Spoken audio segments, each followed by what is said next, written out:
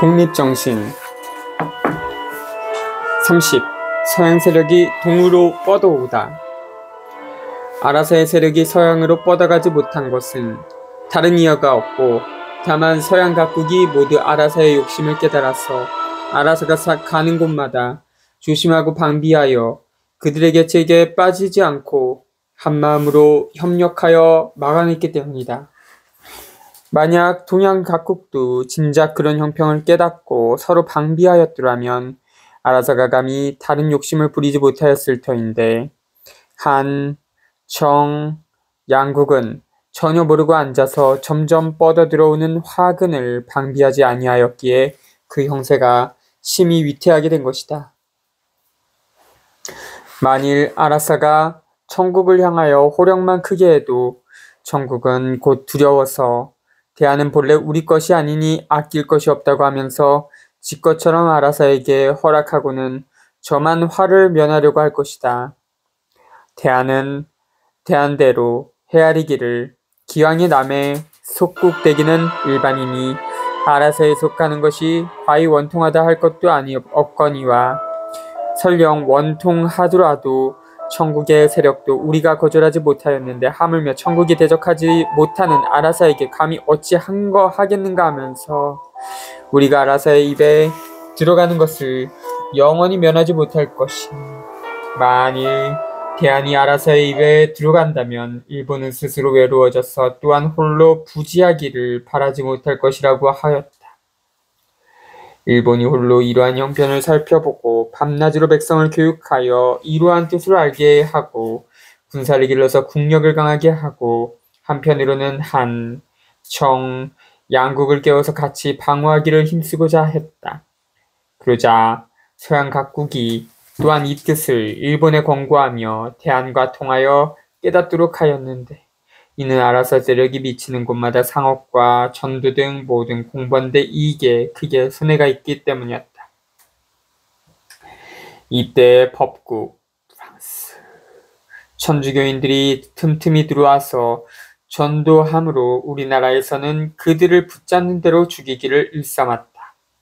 1832년에 영국 군함 한 척이 남도 해변에 대고는 그를 보내어 통상하기를 청하며 교책, 종교 관련 책자 성경을 바쳤는데 곧 물리쳐서 쫓아냈다.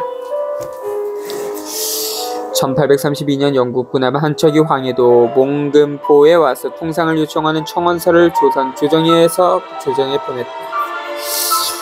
1847년에 법국 군함 두 척이 고군산 군도 전라북도 군산시 옥도면에 속하는 군도 앞에 들어왔다가 얕은 바닥에 얼려서 조수가 물러간 후에 곧 파선이 됐다.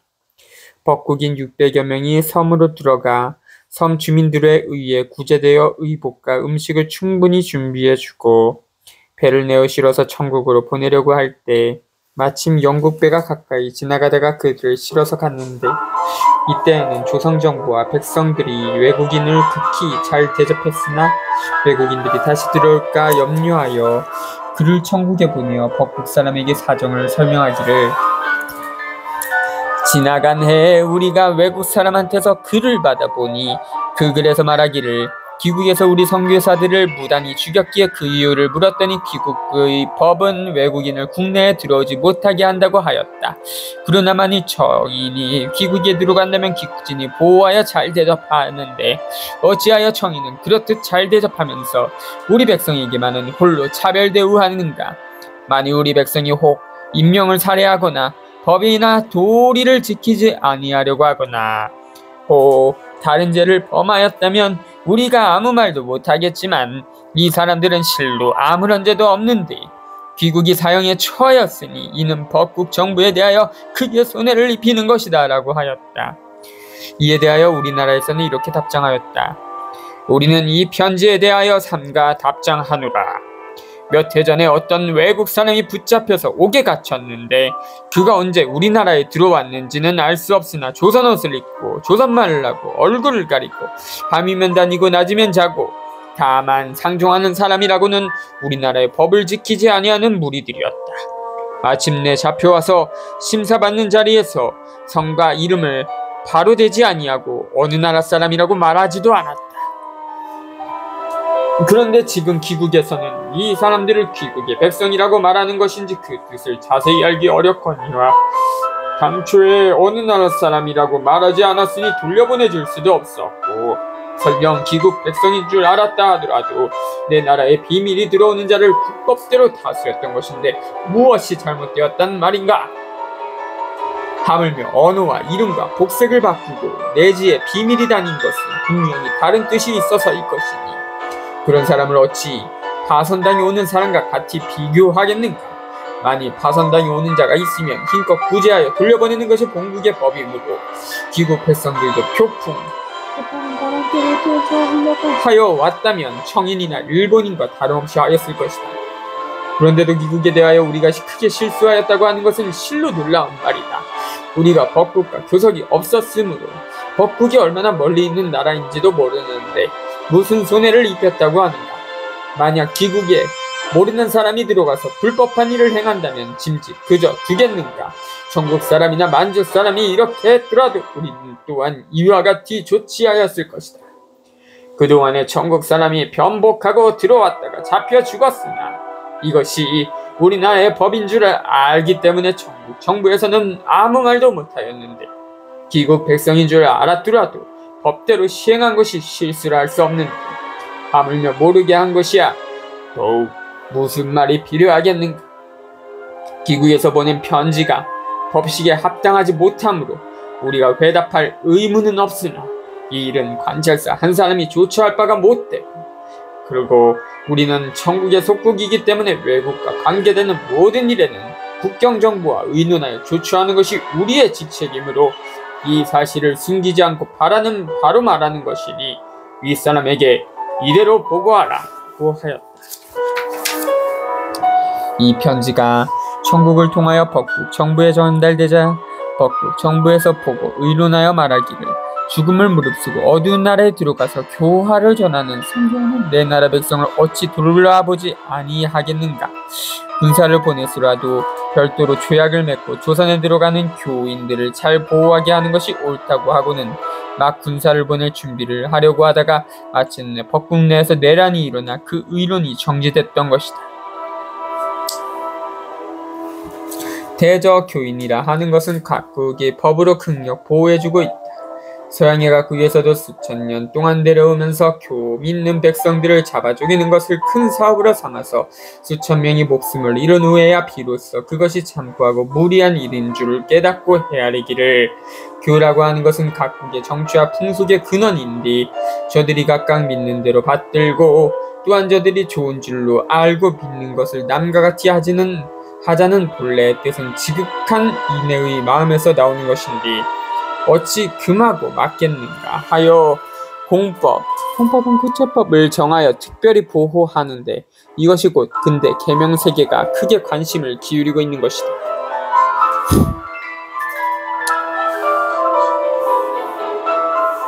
1. 법국 내의 내란. 나폴레옹 1세의 조카 루이 나폴레옹 1808년부터 1879년. 2. 나폴레옹 1세의 일제정이 몰락한 후 영국으로 탈출하였다가 프랑스에서 1848년에 2월 혁명이 일어나자 귀국하여 대통령이 당선됐다. 이후 1851년에 쿠데타를 일으켜 1852년에는 황제가 되어 제2제정시대를 열었는데 국내의 내란이란 이런 일련의 사태를 말한 것 같다.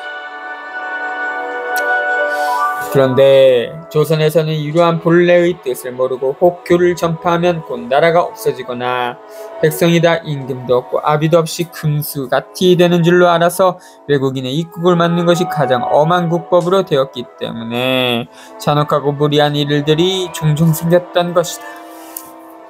일찍이 1866년 6월에 미국의 범선에도 덤벼 한 척이 황해에서 태풍에 표류하여 내지로 떠밀려 올라왔는데 대항군의 명령으로 무사히 보호하여 천국으로 보냈다. 그해 9월경에 미국의 상선 한 척이 대공강 어기에 들어와 평양 앞에 이르러 통상조약을 맺자고 하였으나 허락하지 아니하고 물러가기를 재촉했다. 그러나 끝내 듣지 아니하고 점점 올라왔는데 이 소문이 전파되자 난리가 났다고 하여 민심이 크게 동요했다. 본래 이곳에는 큰 배가 들어오지 못하는데 바닷물이 얕은 줄 모르고 조수를 따라 상류로 높이 올라왔다가 물이 물러나자마자 배 밑이 강바닥에 걸려서 물러가지 못하게 되었다. 말은 서로 자세히 통하지 못하고 민심은 크게 동요하였는데 그 때문에 충돌이 생겨서 배에 불을 지르고 배에 탄 사람들을 모두 살해하였다. 이때 침몰한 배가 미국의 상선 제너럴 셔먼 호임으로 이 사건을 셔먼호 사건이라 부른다. 이 해에 벅국의 천주교 신부들이 변복하고 다니다가 또 붙잡혔다. 다시는 이 땅에 있지 말고 본국으로 돌아가라고 하였으나 죽어도 돌아가지 않겠다고 하였으므로 이에 죽이는 형벌로 처했는데 이때 간신히 형을 면하고 도망쳐서 천국으로 간자 리더 신부 옆에 리더 신부 한국 이름 이덕아가 있어서 그 참혹한 처형의 정상을 전하였다. 벅국 공사 헨리드 벨러넷가 크게 분노하여 전국의 공친왕은 전국의 총리하면 최고 책임자에게 조회는 무엇을 묻거나 알리기 위하여 보내는 공문 선언으로 물어봄을 보내어 조선에서 벅국 선교사들을 죽인 사진을 따져 물었는데 그 조회에서 이와 같이 말하였다.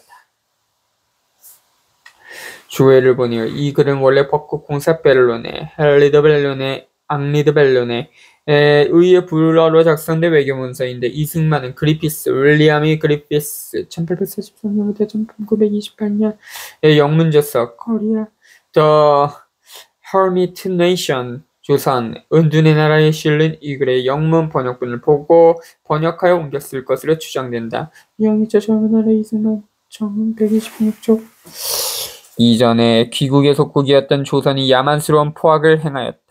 서얼국, 벅국 신부들이 그 나라에서 전도하다가 마침내 붙잡혀서 선교사 9명과 조선 신부 7명과 그 외에 무수한 교인들을 남녀노소를 막론하고 그 나라의 왕명으로 모조리 살해하였는데 이런 행위는 결단코 그냥 두지 못할 것이다.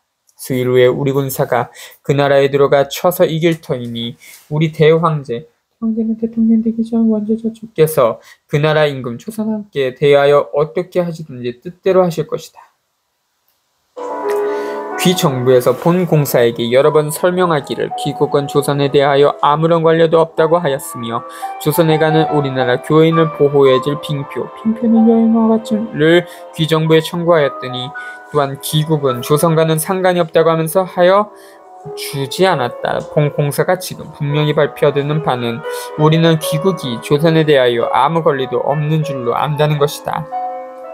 천국은 매번 이런 문제를 만나면 장래에 어찌 될지는 생각지 아니하고 다만 당장의 화해단서만 면하기 위하여 말썽 나지 않고 넘어가도록 대답하는 것이 벌써 한두 번이 아니었다.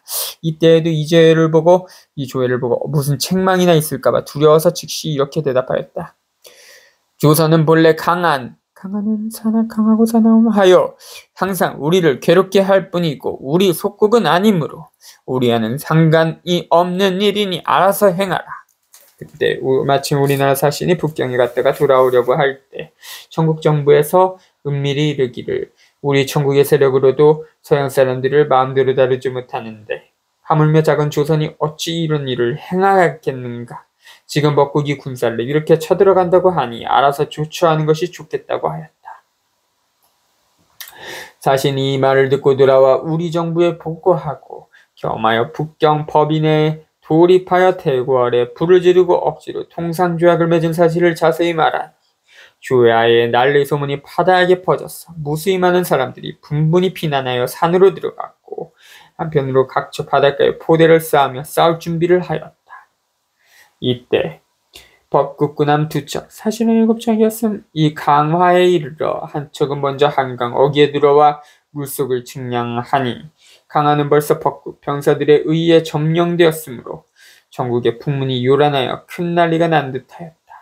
우리 정부에서 이경하에게 군사를 거느리고 통진부에 운구하고 있으면서 벅국 군사들과 대치하고 있도록 하고는 벅국 진영에 글을 보내어 이렇게 말하였다.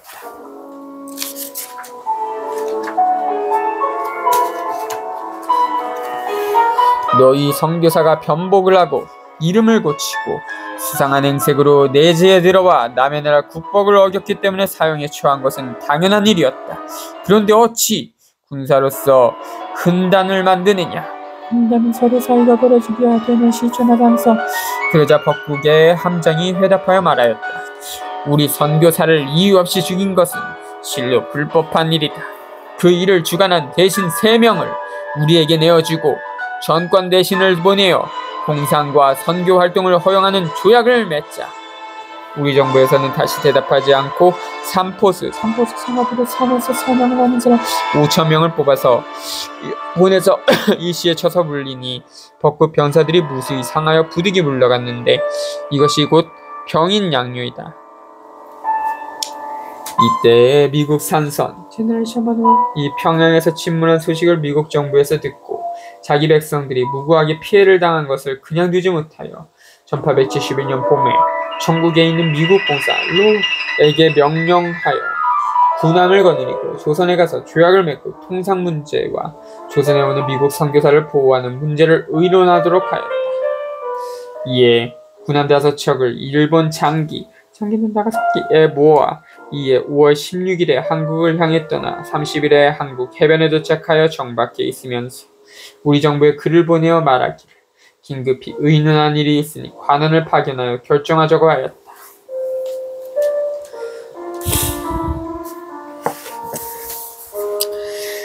1871년에 일어난 이 사건은 소위 신미양요다. 미국 함대의 철수를 미군의 패배로 간주한 흥선대원군은 세국 정책을 더욱 강화하기 위해 서울의 종로와 전국 각지에 척합의를 세웠다. 이전에 전국 정부에서 미리 미국 군사가 오려는 뜻을 우리나라에 알려줬기 때문에 먼저 소문을 듣고 평양 사건으로 인하여 사단이 있을까 두려워서 폭은 3,000명, 실제로는 600여 명을 뽑아 보내서 강화 어귀에 주둔시켜놓고 그들을 막아서 물리치도록 했다. 그때 작은 배 한 척이 먼저 측량하러 올라왔는데 그것을 향하여 일시에 사격을 하자 총알이 비오듯 하여 더 올라오지 못하고 물러가서는 여러 군함들과 함께 올라와서 언덕에 내려 포대를 점령했다. 강화의 초지신, 덕진전, 광성진 등이 이때 점령됐다. 미국 군사들이 잠시 동안은 접전하여 육지의 자리를 잡고 버티었으나 외로운 군사가 무수한 폭군과 대적할 수 없고 또한 성 안으로 들어가지 못할 터이므로 서로 오래 대치하고 있는 것이 좋은 계책이 아닌 줄 알고는 곧 군사들을 이끌어 물러가니 비로소 난리가 평정됐다.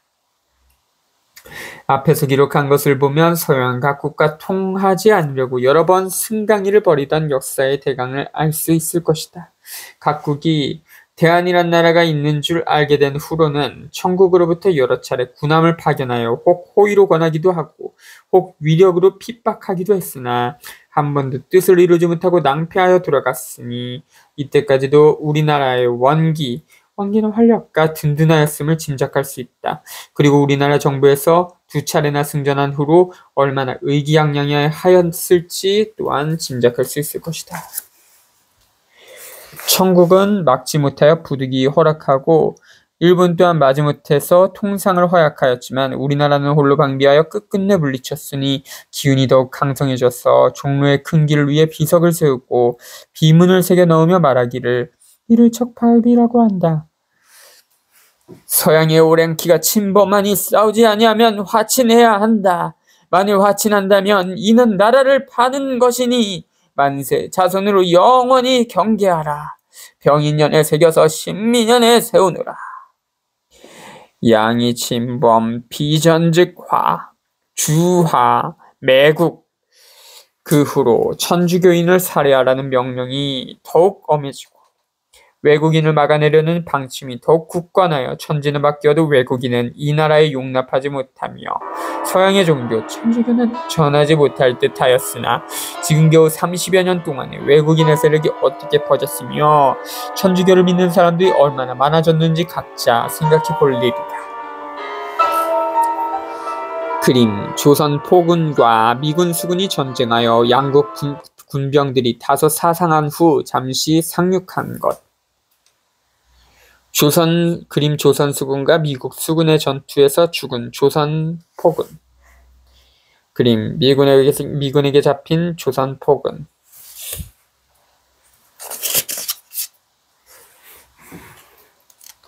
종로 내거리에 뚜렷이 세웠던 비석이 다시 보이지 아니하니 세상이 변하는 것을 세력으로 막을 수 없는 줄을 황현은 환히 깨닫는 모양이다. 깨달아야 할 것이다. 지금도 컴컴한 듯 들어앉아서 왜는 양은 서양을 몰아내자거나 저희가 스스로 물러갈 날이 있을 것이라고 하면서 고집을 깨우치지 못하는 자들은 참으로 어리석은 인생이로다.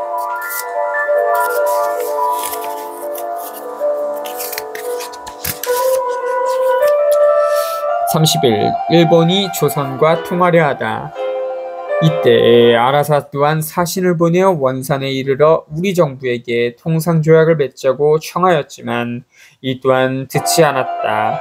그러나 서양의 세력이 점점 가까이 닥쳐와서 세상에 공론이 분분하였다.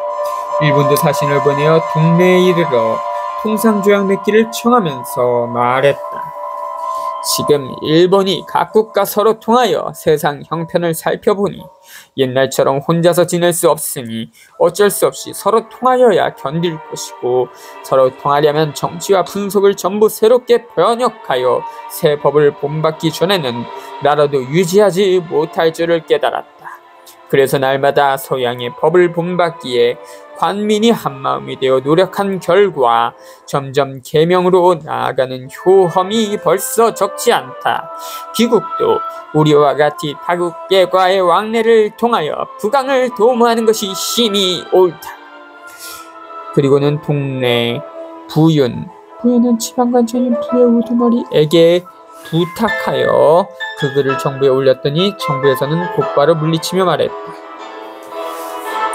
우리나라에서는 이런 글을 받고자 아니하니 그 사진에게 주어 곧 내쫓으라. 일본 사신이 부득이 물러가자 일본 정부에서 다시 교섭하려고 하였으나 결국 효과가 없었다. 1870년에 화방의 실 하나부사 요시모토이 들어와서 다시 시도했으나 또한 성사시키지 못했다. 그 후 1875년 9월경에 일본 군함 두 척이 청나라 치부는 치부 땅에서 출발하여 조선의 해변을 지나가다가 강화 근처에서 내려 배에서 먹을 물을 깃고 있을 때 근처 백성들이 보고는 벅국이나 미국의 군사로 알고 일시에 총을 쏘면서 맹렬히 공격했다. 그러자 일본 군사들은 대단히 경노하여 일제히 배에서 내려 백성들을 겁박하고 마을에 불을 지른 후 곧 물러나 장기는 나가사키에 이르러 그 사실을 위에 보고했다. 이것이 운양호 사건이다. 서향융성은 사이고 다카모리 시즈마번의 하군무사 집안 출신으로 오쿠보 도시미치 대구보리통과 함께 사시마범을 중심으로 막부 타도운동을 벌였다. 1868년 보신전쟁 때 막부군을 설득하여 에도성을 현재의 도쿄를 무혈 항복시켜 도쿠가 막부 시대를 끝내고 메이지 유신을 열었다. 이후 메이지 정부에 참여했다가 1873년 자신이 제기한 정안론이 받아들여지지 않자 관직에서 물러나 귀양했다. 이후 시치마번에서 반정부 세력의 우두머리가 되어 중앙정부에 저항, 1877년 세이난 전쟁을 일으켰다가 패배하고 자결하였다. 이때 일본 정부에서는 당론이 갈라져서 혹은 조선을 치자고도 하고 혹은 치는 것이 이롭지 못하고도 하여 시비가 분분했다. 그때 서향융성 이 쌀마 파의 영수가 되어 조선을 급히 쳐서 없애자고 주장하면서 짐시어 군사를 일으켜 일본 정부를 몰아붙이기에 이르렀다. 그러자 일본 정부에서 말하기를 지금 곧 군사를 보내면 조선을 격파하기는 아주 쉽겠지만 이긴 후에 틀림없이 후환이 있을 것이다.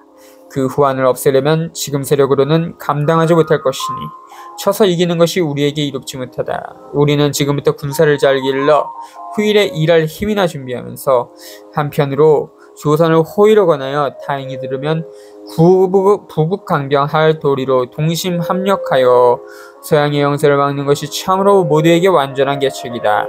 만일 듣지 않으면 그때 가서 다시 군사를 일으켜 치더라도 늦지 않다고 하면서 서향융성의 계책을 듣지 않았다.